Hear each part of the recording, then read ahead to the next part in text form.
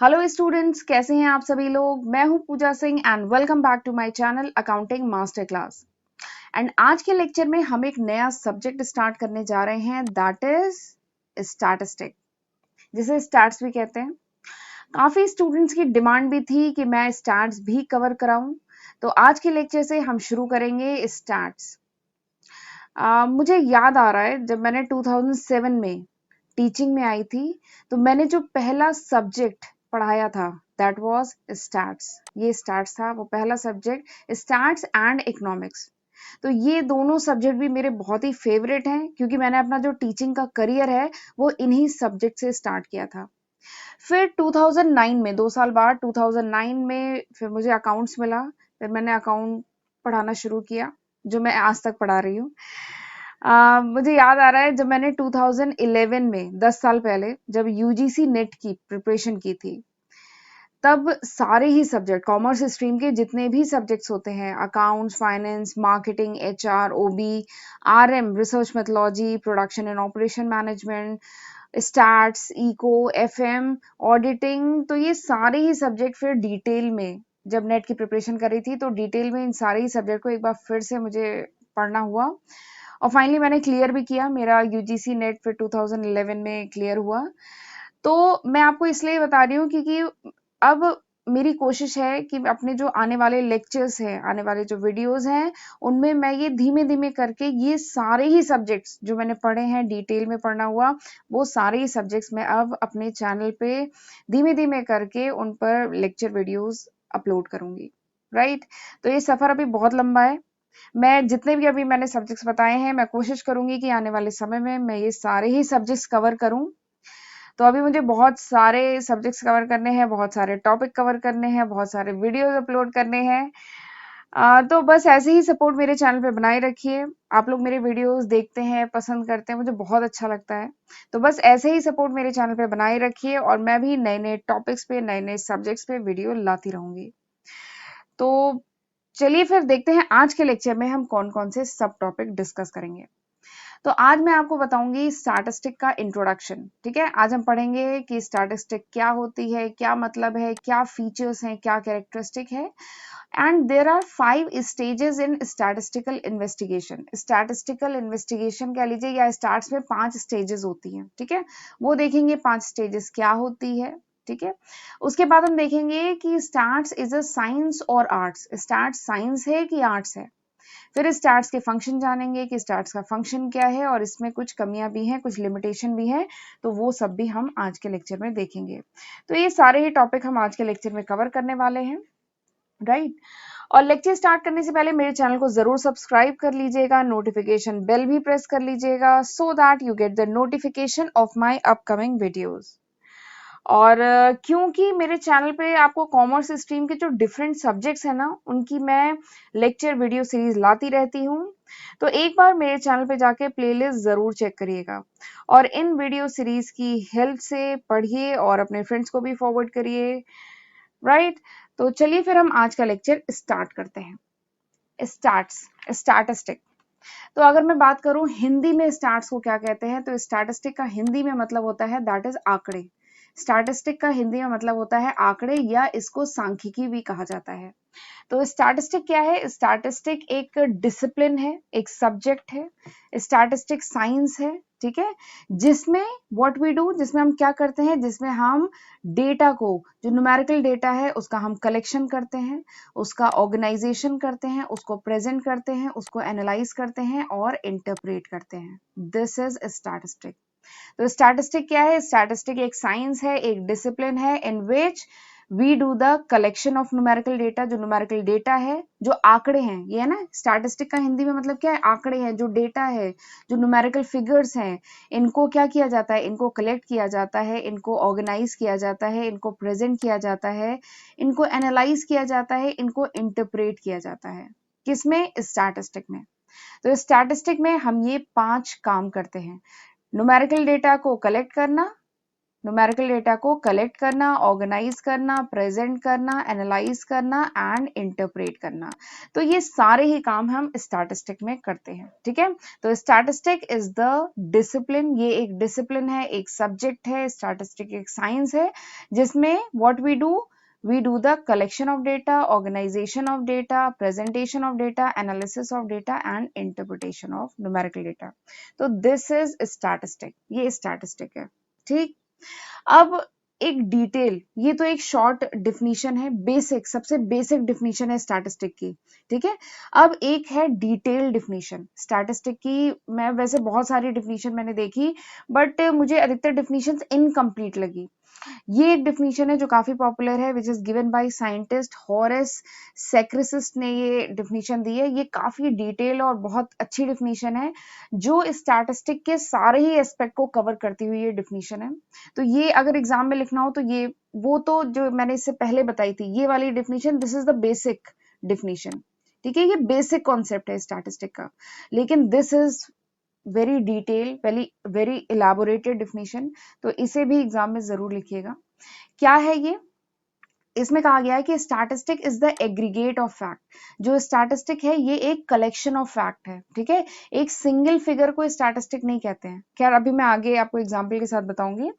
जो स्टैटिस्टिक है ना, it is a aggregate of fact, it is a collection of facts which is affected by multiplicity of causes. यानी statistic जो है एक कलेक्शन ऑफ फैक्ट्स है जो कई कारणों से, मल्टीप्लिसिटी ऑफ कॉजेज से इफेक्ट होती है एंड जिसे न्यूमेरिकली एक्सप्रेस किया जाता है, जिन्हें नंबर के फॉर्म में एक्सप्रेस किया जाता हो, ठीक है। और ये जो फिगर्स हैं, जो नंबर्स हैं, इट कुड बी इनमरेटेड, यानी ये एक्चुअली काउंटिंग करके ये डेटा भी कलेक्ट किया जा सकता है या फिर एस्टिमेटेड भी हो सकते हैं, ठीक है। ये डिपेंड करता है कि कितनी एक्यूरेसी आपको, स्टैंडर्ड ऑफ एक्यूरेसी कितनी चाहिए आपको अपने डेटा में, ठीक है।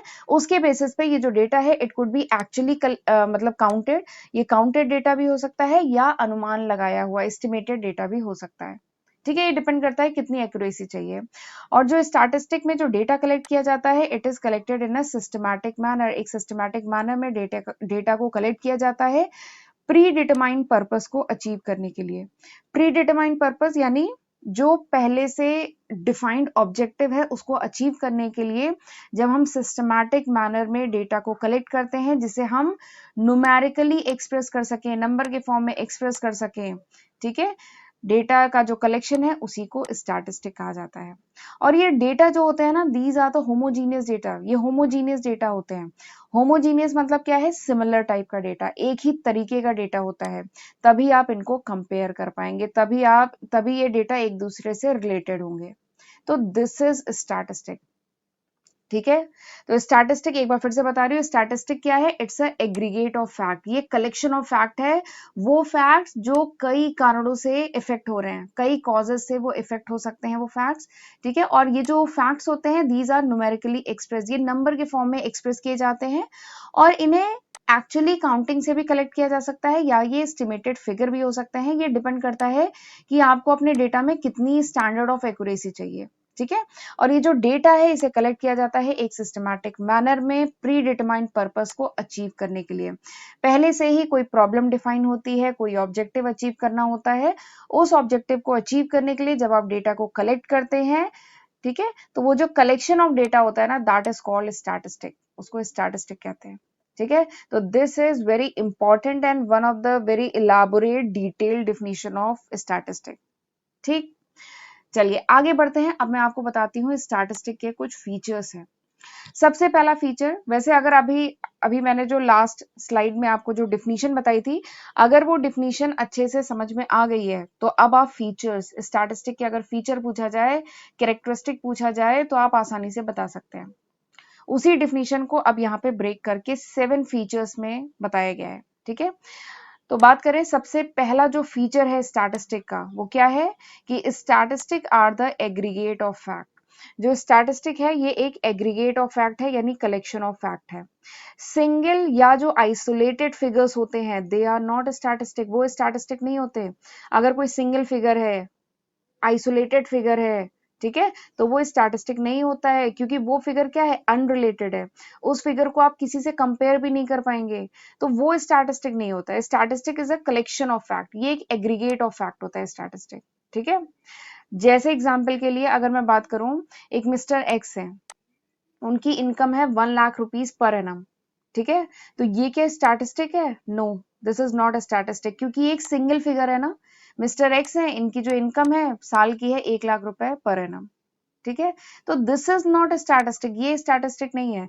बट अगर हम बात करें कि कोई पर्टिकुलर कंपनी है जिसमें ये जो सारे एम्प्लॉयज हैं, ठीक है, या किसी पर्टिकुलर डिपार्टमेंट के जो एम्प्लॉयज हैं, हर एम्प्लॉय की सैलरी का जो डेटा होगा, दैट कुड बी स्टैटिस्टिक, वो स्टैटिस्टिक होगा, क्योंकि वो क्या है, कलेक्शन ऑफ फैक्ट है। ठीक है, तो स्टैटिस्टिक का पहला फीचर क्या है, there should be collection of fact, aggregate of fact, right.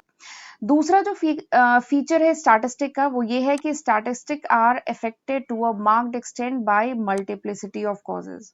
ये जो स्टैटिस्टिक है, इसके जो फैक्ट्स एंड फिगर्स हैं, ये इफेक्ट होते हैं to a considerable extent by various forces, बहुत सारे फैक्टर्स हैं, बहुत सारे कॉजेज हैं जिनसे ये फिगर्स एंड फैक्ट इफेक्ट हो सकते हैं।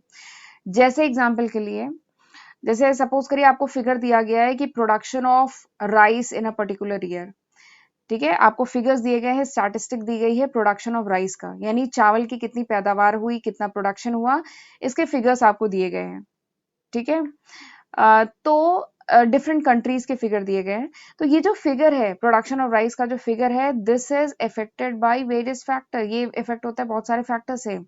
रेनफॉल हुआ, क्वालिटी ऑफ सॉइल कैसा है, बीज कैसा यूज किया, खाद कैसी यूज की, मेथड क्या यूज किया कल्टीवेशन का, तो बहुत सारे फैक्टर्स हैं जो प्रोडक्शन ऑफ राइस को इम्पैक्ट डालते हैं। ठीक है, तो स्टैटिस्टिक के जो फिगर्स होते हैं ना, वो बहुत सारे फैक्टर्स से इम्पैक्ट होते हैं, और किसी सिंगल फैक्टर के कारण प्रोडक्शन पे क्या इम्पैक्ट पड़ा, ये बात समझ रहे हैं, किसी सिंगल फैक्टर के कारण, यानी रेनफॉल के कारण प्रोडक्शन पे क्या इम्पैक्ट पड़ा, या सीड के कारण प्रोडक्शन पे क्या इम्पैक्ट पड़ा, तो ये अलग से एक एक फैक्टर का क्या इम्पैक्ट पड़ा, ये फाइंड आउट करना थोड़ा सा डिफिकल्ट है स्टैटिस्टिक में।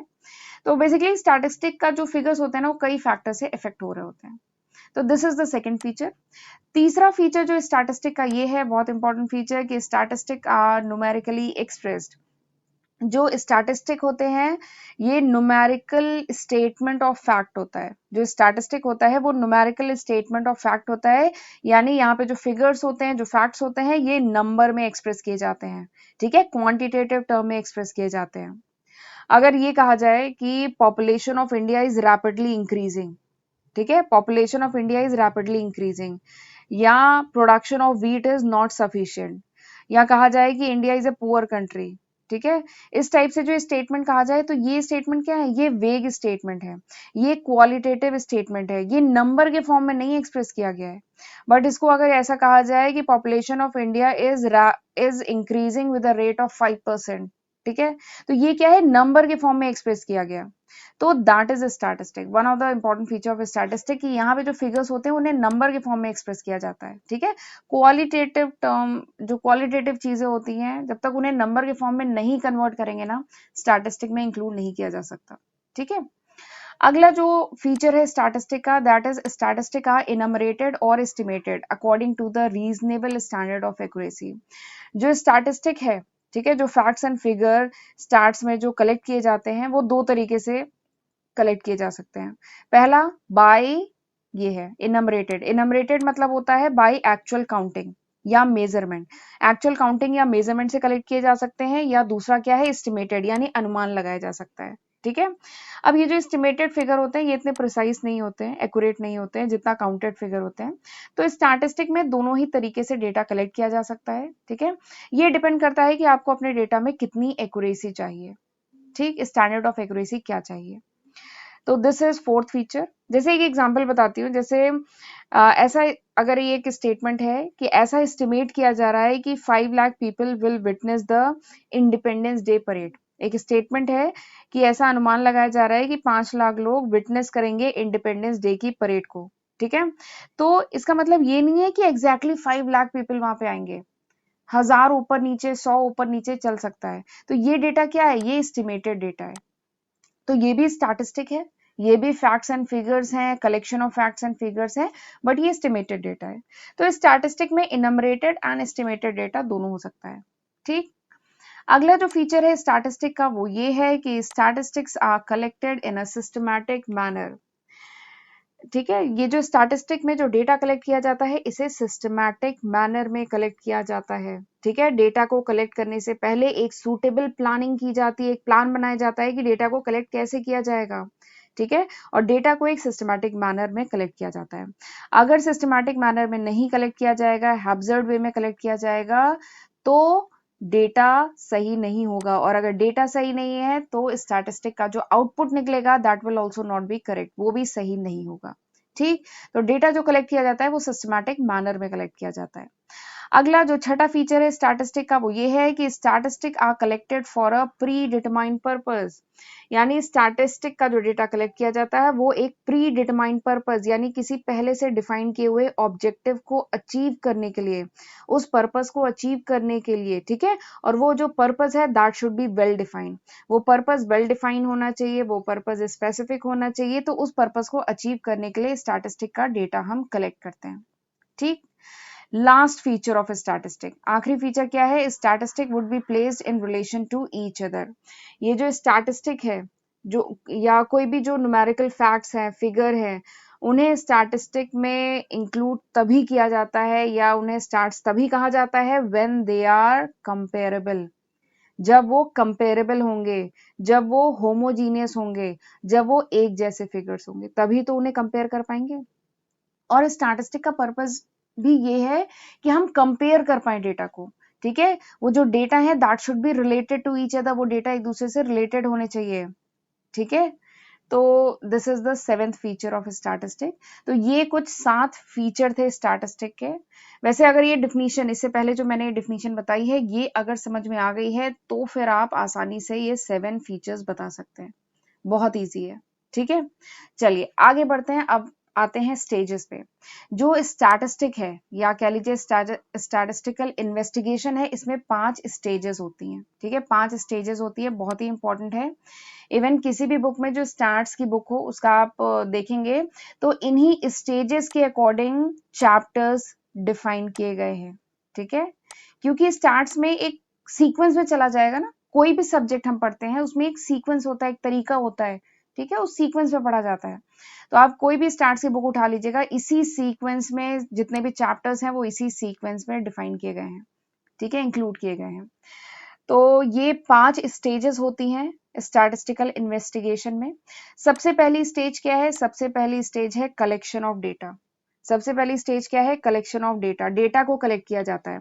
स्टार्ट्स में सबसे पहले क्या करते हैं, डेटा को कलेक्ट किया जाता है and utmost care must be exercised in collecting the data. बहुत ज्यादा ध्यान देने की जरूरत है जब डेटा को कलेक्ट किया जाता है, because this is the foundation of statistical analysis. Statistical analysis का ये फाउंडेशन है। अगर डेटा गलत कलेक्ट किया तो पूरा जो हमारा काम है, पूरा एनालिसिस, इंटरप्रिटेशन, वो सब कुछ गलत हो जाएगा, और जो रिजल्ट आएगा that would not be reliable. वो डेटा से जो रिजल्ट आएगा वो रिलायबल नहीं होगा। ठीक है, तो डेटा को कलेक्ट बहुत ध्यान से किया जाता है, बहुत ध्यान देने की जरूरत है इस स्टेज पे, कलेक्शन ऑफ डेटा। तो सबसे पहला काम जो हम स्टैटिस्टिकल इन्वेस्टिगेशन में करते हैं वो है कलेक्शन ऑफ डेटा, राइट। दूसरा जो स्टेज है दैट इज ऑर्गेनाइजेशन। ऑर्गेनाइजेशन मतलब अरेंज करना।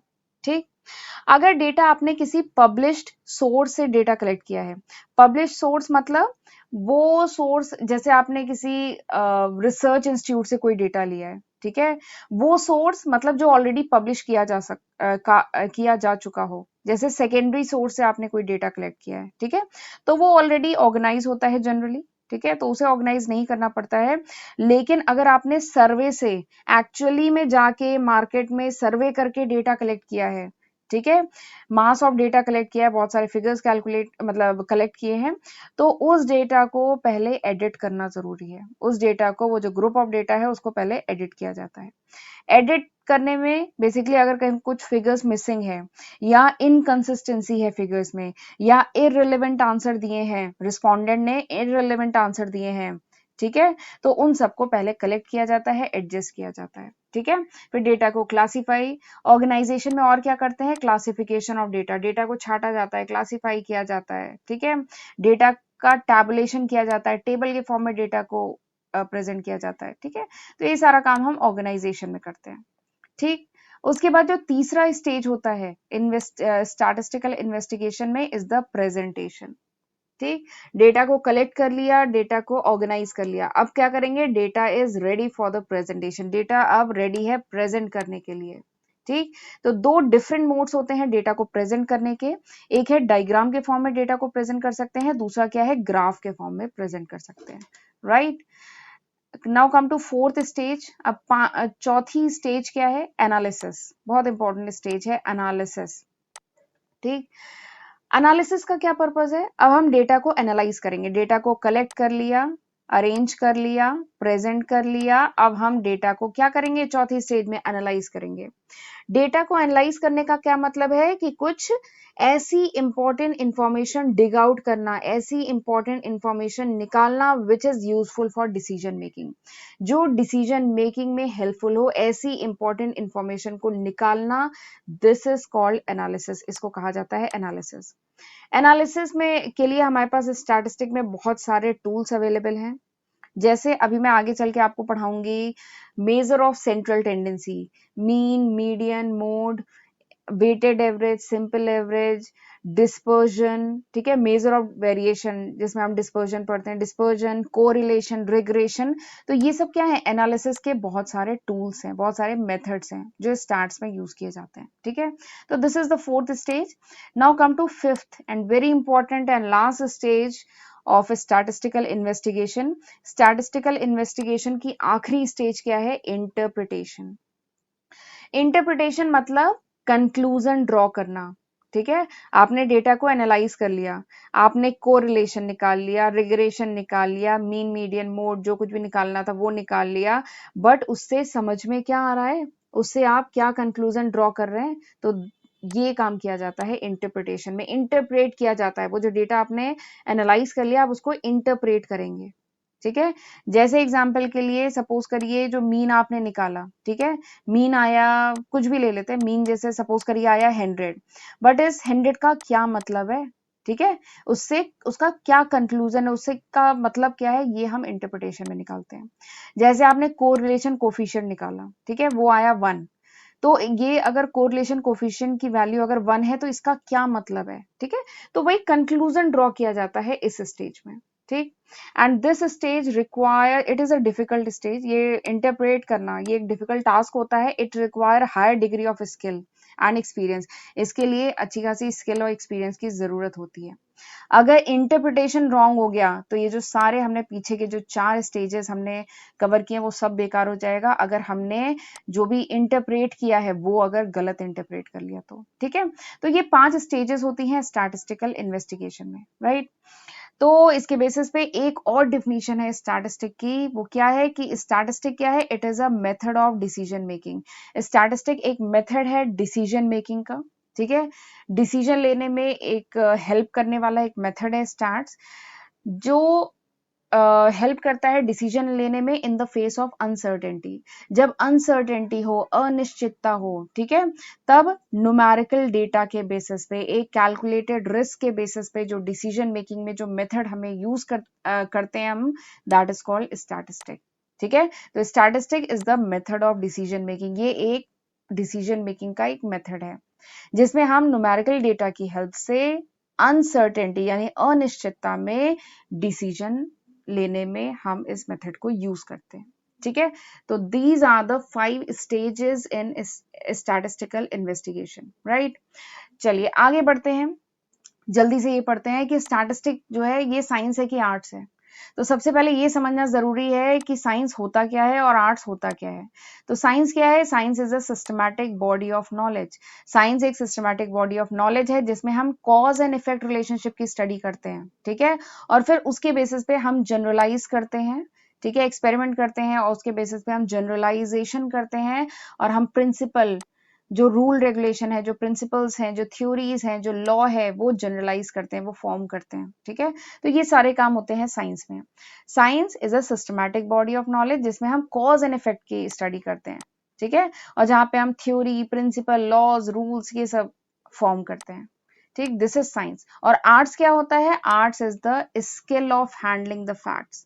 ये जो फैक्ट्स हैं उनको किस तरीके से हैंडल किया जाता है अपने ऑब्जेक्टिव को अचीव करने के लिए। ठीक है, जो फैक्ट्स एंड फिगर्स हैं उनको प्रेजेंट कैसे किया जाए, ठीक है, उन्हें हैंडल कैसे किया जाए, कैसे उनसे इन्फरेंस ड्रॉ किया जाए, ठीक है, कैसे कंक्लूजन निकाला जाए, ये सारे काम कहाँ पे होते हैं? आर्ट्स में होते हैं।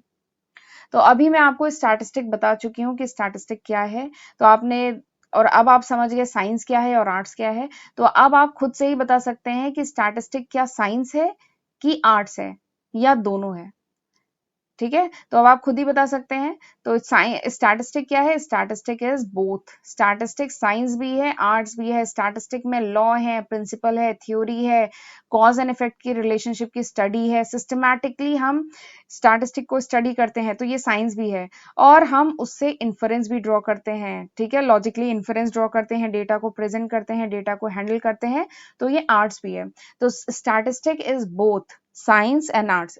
स्टैटिस्टिक क्या है? साइंस भी है, आर्ट्स भी है। जनरली एग्जाम में ये पूछा जाता है, इसलिए मैंने इसे इंक्लूड किया। चलिए आगे बढ़ते हैं, अब पढ़ते हैं बहुत ही important topic, that is function of statistic. Statistic का काम क्या है, इसका फंक्शन क्या है? तो सबसे पहला जो फंक्शन है स्टैटिस्टिक का वो ये है कि it present facts in a definite form. ये जो स्टैटिस्टिक है ये फैक्ट्स, फिगर्स को प्रेजेंट करता है in a definite and precise form. Statistic में जो भी जनरल स्टेटमेंट होते हैं उनको हम प्रिसाइज और डेफिनेट फॉर्म में, क्वांटिटेटिव टर्म में एक्सप्रेस करते हैं। ठीक है, and quantitative terms are more convincing as compare to vague term, vague statement. किसी भी वेग स्टेटमेंट के कंपेयर में जो क्वांटिटेटिव टर्म में अगर हम बात करें तो वो क्या है, ज्यादा कन्विंसिंग होता है। जैसे एग्जाम्पल के लिए अगर मैं ये कहूं कि जो प्रोडक्शन ऑफ वीट था, ठीक है, अगर मैं एग्जाम्पल बता रही हूँ, अगर मैं ये कहूं कि production of wheat for year 1998-99 was more as compare to the year 97-98, वो ज्यादा था as compare to this year, इस ईयर के कंपेयर में इस ईयर में ज्यादा वीट का प्रोडक्शन था। तो ये स्टेटमेंट क्या है? ये स्टेटमेंट डेफिनेट भी नहीं है, प्रिसाइज भी नहीं है, और ये एक वेग स्टेटमेंट है। इससे हमें आइडिया नहीं लग रहा कि कितना प्रोडक्शन ज्यादा था। बट स्टार्ट्स कहता है कि स्टार्ट्स में जितने भी फैक्ट्स एंड फिगर हैं उन्हें क्वांटिटेटिव टर्म में डेफिनेट प्रिसाइज फॉर्म में प्रेजेंट किया जाता है।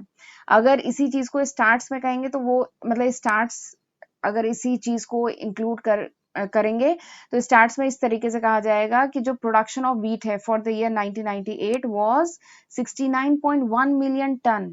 प्रोडक्शन इतना टन था जो इतना परसेंट हायर था, 9.5% हायर था देन 97-98। तो स्टैट्स में जब हम स्टेटमेंट या फैक्ट या फिगर प्रेजेंट करते हैं तो वो हम एग्जैक्ट, डेफिनेट, प्रिसाइज फॉर्म में फिगर को प्रेजेंट करते हैं। तो this is the first function of statistic. दूसरा जो फंक्शन है स्टैटिस्टिक का वो ये है कि it simplifies mass of figure.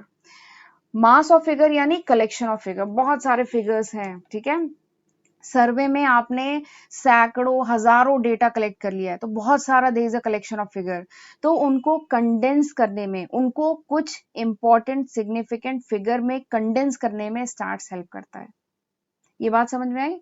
Suppose करिए आपने सर्वे किया, ठीक है, तो आपने हजारों लोगों से डेटा कलेक्ट किया, ठीक है, सर्वे किया, बट क्या उन हजारों का जो डेटा है उसको आप मतलब मेमोराइज करना भी आसान नहीं है, और उससे कुछ इन्फरेंस ड्रॉ करना भी थोड़ा सा मुश्किल है। ठीक है, बट स्टैट्स में ऐसे ऐसे टूल हैं जिनसे आप जो मास ऑफ फिगर है इसको कंडेंस कर सकते हैं। कंडेंस यानी कुछ फिगर्स, कुछ इंपॉर्टेंट फिगर में उसे कंडेंस करके इंक्लूड कर सकते हैं। ठीक है, जैसे एग्जाम्पल के साथ बताती हूँ, समझ में आएगा। जैसे एग्जाम्पल के लिए सपोज करिए आपको स्टडी करना है income position of people in India. जो इंडिया में जो लोग हैं उनका इनकम पोजीशन क्या है उसकी स्टडी करना है।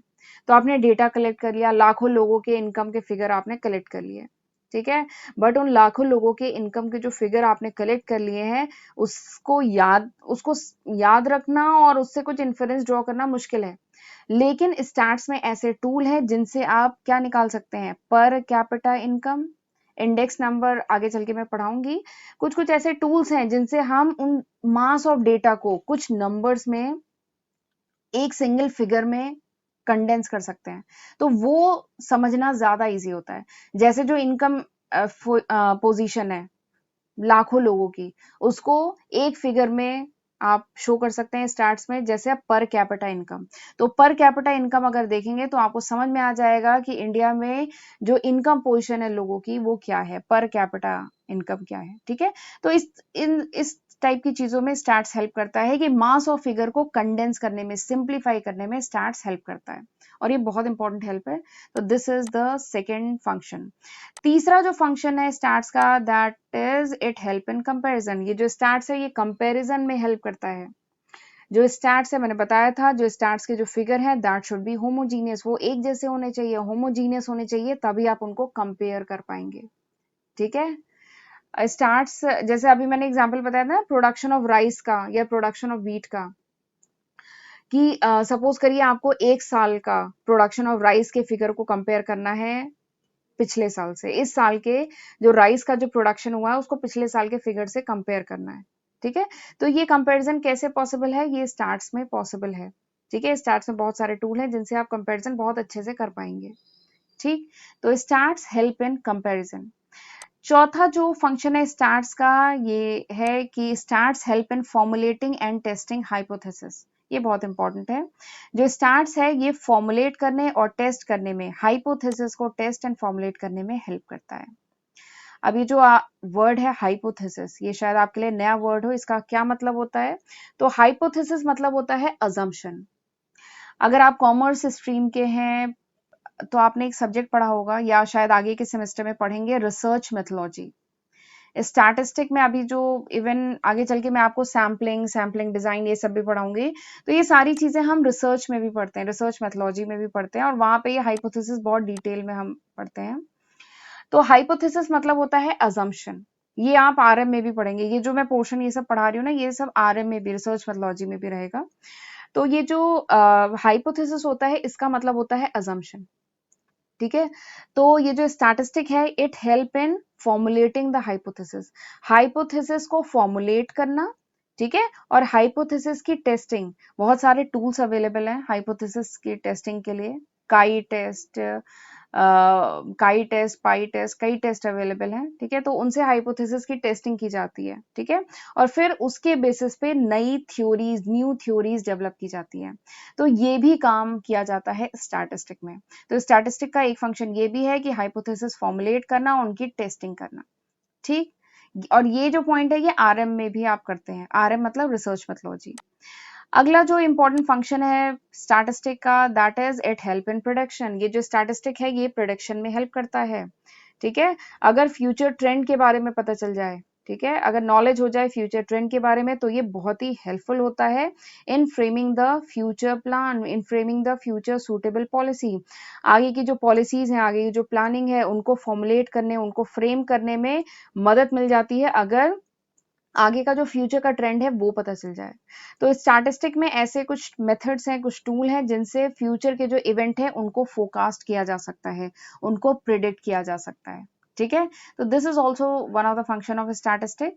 Now come to last function, आखिरी फंक्शन स्टैटिस्टिक का क्या है कि it help in formulation of suitable policy. ये जो स्टैटिस्टिक है ये पॉलिसी फ्रेम करने में भी हेल्प करता है। ठीक है, स्टैटिस्टिक में जब आप डेटा कलेक्ट करते हैं, ठीक है, जैसे एग्जांपल लेते हैं, आप पॉपुलेशन, जो इंडिया की पॉपुलेशन है उसका डेटा कलेक्ट कर रहे हैं, एज वाइज डेटा कलेक्ट कर रहे हैं, जेंडर वाइज डेटा कलेक्ट कर रहे हैं, socio economic characteristic wise data collect कर रहे हैं। तो ये जो डेटा होता है ना, ये हेल्प करता है गवर्नमेंट को, और या जो दूसरे ऑर्गेनाइजेशन है उनको डेटा हेल्प करता है ये फाइंड आउट करने में कि आगे फ्यूचर में जो हमारी पॉपुलेशन है उसकी फूड की रिक्वायरमेंट कितनी होगी, क्लोथिंग की रिक्वायरमेंट कितनी होगी, हाउसिंग की रिक्वायरमेंट कितनी होगी, एजुकेशन की रिक्वायरमेंट कितनी होगी, वाटर है, इलेक्ट्रिसिटी है, ट्रांसपोर्ट है, इन सब की रिक्वायरमेंट कितनी होगी। ठीक है, तो इससे क्या है कि गवर्नमेंट को पॉलिसी बनाने में हेल्प मिलती है। ठीक है, तो ये सारे ही काम कहाँ पे होते हैं, स्टार्ट्स में। तो ये सारे फंक्शन है स्टैट्स के। तो चलिए, this was the 6 functions of stats. Statistic के ये 6 इंपॉर्टेंट फंक्शन थे। चलिए आगे बढ़ते हैं। अब हम पढ़ने जा रहे हैं limitation of function, sorry, limitations of statistic. Statistic की कुछ कमियां भी हैं। सबसे पहली कमी जो स्टैटिस्टिक की ये है कि statistic does not deal with the individual measure. ये जो स्टैटिस्टिक है, यहाँ पे हम इंडिविजुअल फिगर की बात नहीं करते हैं, इंडिविजुअल मेजरमेंट की बात नहीं करते हैं। इंडिविजुअल मेजरमेंट है, इंडिविजुअल फिगर है, तो that is outside the scope of statistic. वो स्टैटिस्टिक के स्कोप के बाहर है। स्टैटिस्टिक में we talk about the collection of fact, ठीक है, aggregate of fact. Collection of fact के बारे में बात करते हैं। एक पर्सन की वेज कितनी है, that is not part of statistic. Example बताया था ना, मिस्टर एक्स है, उनकी वेजेस कितनी है, that is not part of statistic. लेकिन उस फैक्ट्री में, उस पर्टिकुलर डिपार्टमेंट में सारे जितने लेबर काम कर रहे हैं उन सब की वेजेस कितनी है, तो that is the part of statistic. वो स्टैटिस्टिक का पार्ट है, उसका एनालिसिस करके कुछ इन्फ्रेंस निकाल सकते हैं, ठीक है। दूसरी जो लिमिटेशन है स्टैटिस्टिक की, statistic deal only with the quantitative characteristic. ये जो स्टैटिस्टिक है, हम केवल क्वांटिटेटिव जो फैक्ट्स फिगर हैं उन्हीं को इंक्लूड करते हैं स्टैटिस्टिक में। ऐसे कैरेक्टरिस्टिक जिनको हम नंबर्स के फॉर्म में नहीं एक्सप्रेस कर सके, ठीक है, उन्हें हम स्टैटिस्टिक में इंक्लूड नहीं करते हैं। जैसे एग्जाम्पल के लिए ऑनेस्टी हुई, इफिशिएंसी हुई, इंटेलिजेंस हुई, ब्लाइंडनेस हुई, डीफनेस हुई। तो ये जो सारे जो कैरेक्टरिस्टिक हैं, इनको हम डायरेक्टली स्टैटिस्टिक में इंक्लूड नहीं कर सकते। हम कब इंक्लूड कर सकते हैं, जब इनको हम न्यूमेरिकली एक्सप्रेस कर पाए, इनको हम नंबर के फॉर्म में एक्सप्रेस कर पाए, तभी हम इनको इंक्लूड कर सकते हैं, ठीक है। तो this is the second limitation. तीसरी लिमिटेशन स्टैटिस्टिक की क्या है कि statistic results are true only on average. ये जो स्टैटिस्टिक के जो रिजल्ट्स हैं, these are not universally true. ये यूनिवर्सली ट्रू नहीं होते हैं। ये ट्रू होते हैं ओनली अंडर सर्टेन कंडीशन। ये कुछ पर्टिकुलर कंडीशन में ही ट्रू होते हैं, ठीक है। हर कंडीशन पे स्टैटिस्टिक का जो रिजल्ट है वो एप्लीकेबल नहीं है। तो ये तीसरी लिमिटेशन है। आ जाइए चौथी लिमिटेशन पे। फोर्थ लिमिटेशन क्या है कि statistic is the only one of the method of studying the problem. Problem को स्टडी करना, प्रॉब्लम का सोल्यूशन फाइंड आउट करने का केवल ये एक मेथड है, ठीक है। ये गारंटी नहीं है कि this is the best solution, ये बेस्ट मेथड है या बेस्ट सॉल्यूशन है अंडर ऑल द सर्कमस्टेंसेस, ऐसा स्टार्ट्स में नहीं कहा गया है। This is only one of the method, केवल एक मेथड है। स्टैटिस्टिक केवल एक मेथड है प्रॉब्लम का सॉल्यूशन फाइंड आउट करने के लिए, प्रॉब्लम की स्टडी करने के लिए। कोई गारंटी नहीं है कि this is the best solution under all the circumstances. चाहे जो भी सर्कमस्टेंसेस हों, ये बेस्ट सॉल्यूशन है, ऐसी कोई गारंटी नहीं है स्टैट्स में, ठीक है। तो ये 4 लिमिटेशन है स्टैटिस्टिक की, राइट। तो this was all about this lecture. ये था पूरा आज के लेक्चर का कंटेंट। आज हमने काफी कुछ पढ़ा। आज हमने पूरा इंट्रोडक्शन पार्ट स्टैटिस्टिक का कवर किया है। अगले लेक्चर में मैं कलेक्शन ऑफ डेटा पढ़ाऊंगी, ठीक है। स्टैटिस्टिक में हमने पढ़ा ना 5 स्टेजेस होती है। तो सबसे पहला क्या है, डेटा को कलेक्ट करना। तो डेटा को कैसे कलेक्ट करते हैं, क्या क्या के सोर्सेज होते हैं, उन सोर्सेज के क्या बेनिफिट हैं, क्या डिसएडवांटेज है, वो सारी चीजें हम अगले लेक्चर में पढ़ेंगे, राइट। तो चलिए, मैं उम्मीद करती हूँ कि आज जो कुछ मैंने पढ़ाया वो आपको अच्छा लगा होगा, अच्छे से समझ में आया होगा। और अगर मेरा ये लेक्चर अच्छा लगा, समझ में आया, तो मेरे वीडियो को लाइक करना मत भूलिएगा और अपने तक ही मत इन वीडियोस को रखिएगा, अपने फ्रेंड के साथ जरूर शेयर करिएगा, राइट। तो चलिए फिर मिलते हैं अगले लेक्चर में। तब तक अपना ध्यान रखिए। God bless you.